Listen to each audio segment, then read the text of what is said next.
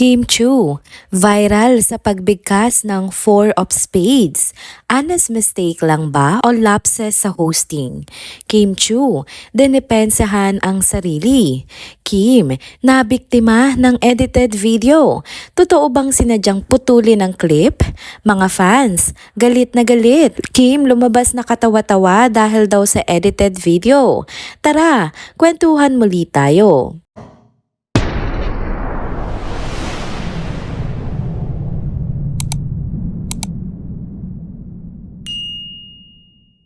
Hello mga ka-trenders! Welcome back muli sa ating channel. Kung bago pa lamang kayo dito, huwag nang kalimutang mag-like, mag-subscribe at i-hit na rin ang bell notification para lagi kayong updated sa mga balitang trending at napapanahon. Mga ka-trenders, eto na naman tayo.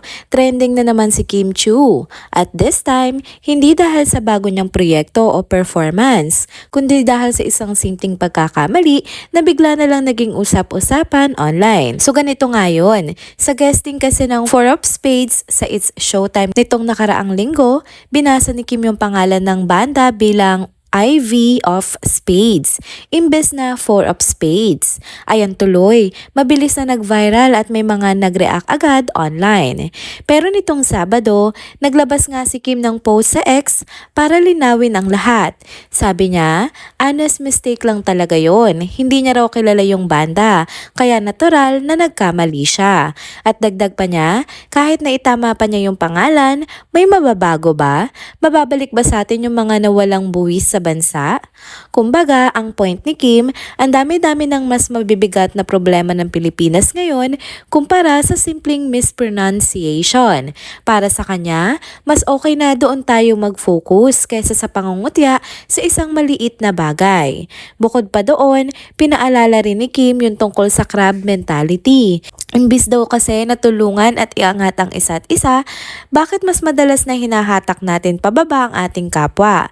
Kaya panawagan niya, mas maging considerate, mas maging mabait at gamitin ang boses natin para sa mga tunay na laban, hindi sa mga bagay na wala namang malaking saysay. Pagdating naman sa mga reaction ng mga netizens, hati nga ang opinion nila. Meron nagsabi na bilang host, trabaho nga daw talaga ni Kim na kilalanin ang mga guests niya. Para sa kanila, parte ito ng professionalism at pagrespeto. Meron din nagsabi na mas okay sana kung nagsorry na lang siya kaysa magpaliwanag agad. Pero syempre, marami ring sumuporta kay Kim. Para sa kanila, tao lang din naman siya at lahat naman tayo pwedeng magkamali. Hindi raw ibig sabihin no na kulang siya sa effort o respeto. Saka kung tutuusin, may mas seryoso pang ang mga bagay na dapat pagtulungan kaysa sa isang simpleng pagkakamali sa isang live show.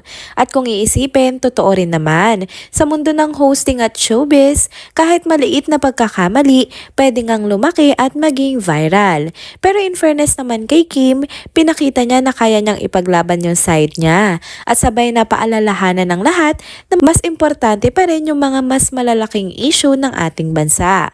So kayo mga ka-trenders, anong take nyo dito? Dapat bang palakihin pa ang simpleng pagkakamali?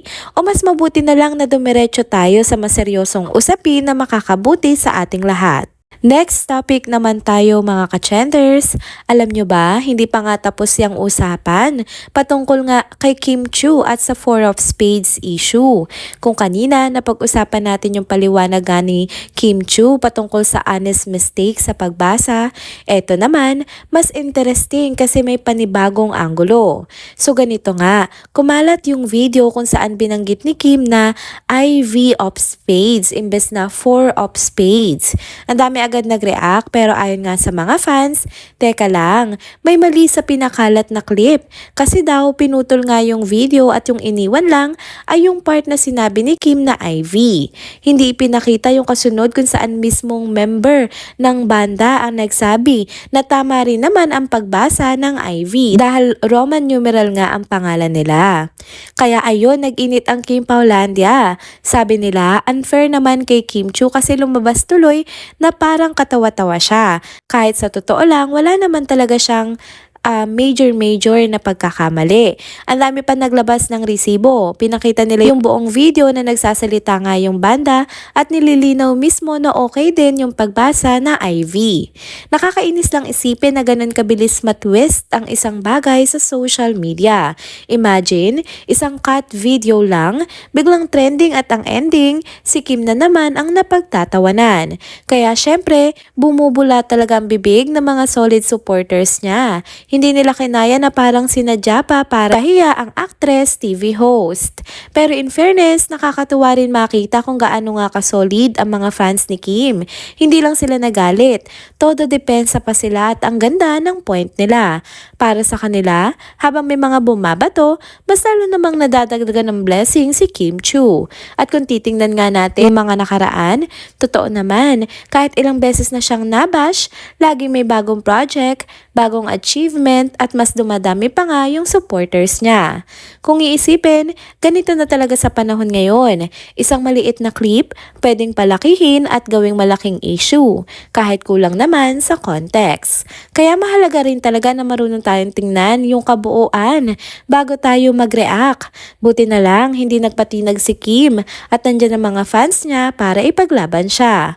Kaya mga ka-chenders, malinaw na si Kim dito ay hindi lang basta nagkamali, kundi naging biktima rin ng video edit na pinutol at binigyan ng ibang kulay. Pero gaya nga ng dati, hindi siya natitinag. Dahil habang binabash siya ng iba, mas lalo naman siyang sinusuportahan ng madaming tao at binibiyayaan ng marami pang blessings. So ayan mga ka-chenders, kayo, anong say nyo dito? Napansin nyo rin ba yung cut video? O napaniwala rin kayo nung una? Feel free to write down your comment below. And there you go mga ka-chenders, dito na po muna nagtatapos ang ating isa na namang trending video update. Salamat sa inyong pagsubaybay at pagsama sa akin hanggang sa dulo ng video na ito. Pero bago kayo umalis, huwag niyo pong kalimutang mag-like, mag-comment, mag-subscribe at i-hit na rin ang bell notification para lagi kayong updated sa mga balitang trending at napapanahon. Kita-kits po sa susunod na video. Paalam!